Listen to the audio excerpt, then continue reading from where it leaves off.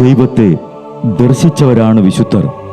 ആ വിശുദ്ധരോടൊപ്പം മാലാഖമാരുമായി സ്വർഗീയ ആനന്ദത്തിൽ ആയിരിക്കുന്ന ഞങ്ങളുടെ വാത്സല്യനിധിയായ അമ്മ ത്രേസ്യാളിൻ്റെയും പ്രിയ സഹോദരങ്ങളായ മണിദാസിൻ്റെയും ബ്രൈറ്റിൻ്റെയും പാവന സ്മരണയ്ക്ക് മുൻപിൽ ബ്രൈറ്റ് ഗ്രൂപ്പ് ഓഫ് അക്കാഡമീസ് പ്രാർത്ഥനാപൂർവം സമർപ്പിക്കുന്നു ഇന്നത്തെ വിശുദ്ധർ.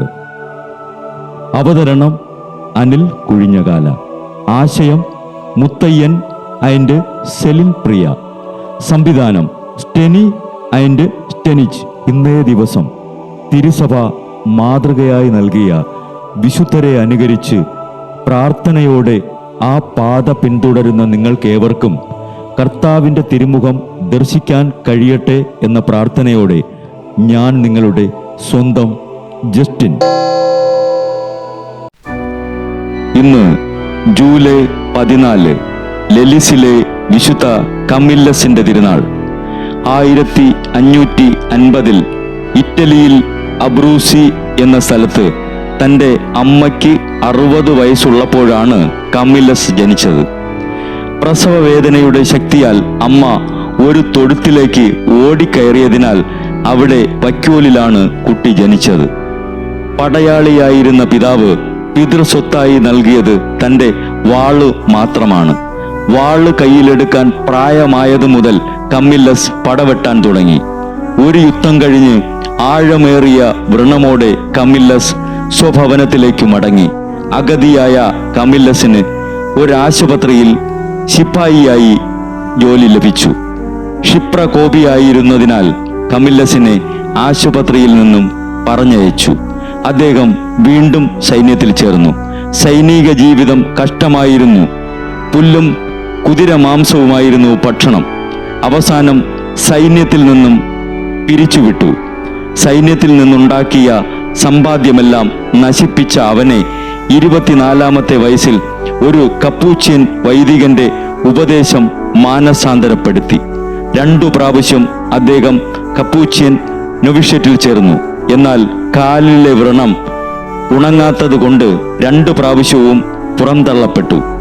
1582 കമില്ലസും മറ്റ് ഏതാനും പേരും കൂടി റോമിലുള്ള മാറാ രോഗികളുടെ ആശുപത്രിയിൽ ശുശ്രൂഷ ആരംഭിച്ചു.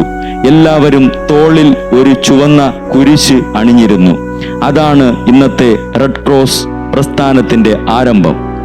ഒരു വൈദികനായാൽ തൻ്റെ ജോലി കുറച്ചുകൂടി എളുപ്പമാകുമെന്ന് കരുതി വിശുദ്ധ ഫിലിപ്പ് നേരിയുടെ ഉപദേശപ്രകാരം 34-ാമത്തെ വയസ്സിൽ പുരോഹിതനായി.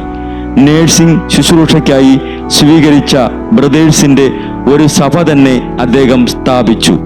പ്ലേഗ് ബാധിതരെ ശുശ്രൂഷിക്കുകയും 1595 ഹംഗറിയിലും ക്രൊയേഷ്യയിലും യുദ്ധരംഗത്ത് അവർ സേവനം നൽകി.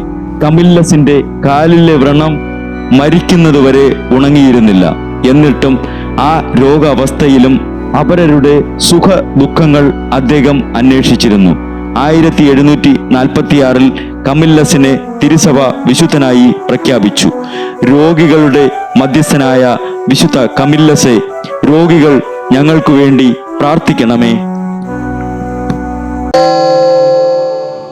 ബ്രൈറ്റ് കുടുംബത്തിൽ നിന്നും കർത്താവ് തൻ്റെ മുന്തിരിത്തോപ്പിലേക്ക് വിളിച്ച് പൗരോഹിത്യം നൽകി അനുഗ്രഹിച്ച റവറൻ ഫാദർ ബിൽ ബ്രൈറ്റും സന്യാസത്തിലേക്ക് വിളിച്ച് അനുഗ്രഹിച്ച് മണവാട്ടിയാക്കിയ സിസ്റ്റർ മരിയ ജോസും വിശുദ്ധരെ അനുകരിച്ച് ഇവിടെ ഈ ഭൂമിയിൽ ആത്മാക്കളെ നേടാനായി ഇരുൾ വീണ താഴ്വരയിലൂടെ നടക്കുമ്പോഴും പൈശാചിക ശക്തികൾ വിടാതെ പിന്തുടർന്ന് പീഡിപ്പിക്കുമ്പോഴും മരണം നിഴലായി കൂടെ നടക്കുമ്പോഴും ദിവ്യകാരുണ്യം എപ്പോഴും ആത്മാവിന് കരുത്തേകും പോലെ തിരുവചനമെന്നും പാതയിൽ വിളക്കായി ജ്വലിച്ച് ആ ജ്വാലയിൽ അനേകായിരം ആത്മാക്കളെ നേടിയെടുക്കാൻ സകല വിശുദ്ധരെ, മാലാഖമാരെ, ഇവർക്കു വേണ്ടി എപ്പോഴും കർത്താവിനോട് മാധ്യസ്ഥം വഹിച്ച് പ്രാർത്ഥിക്കണമേ.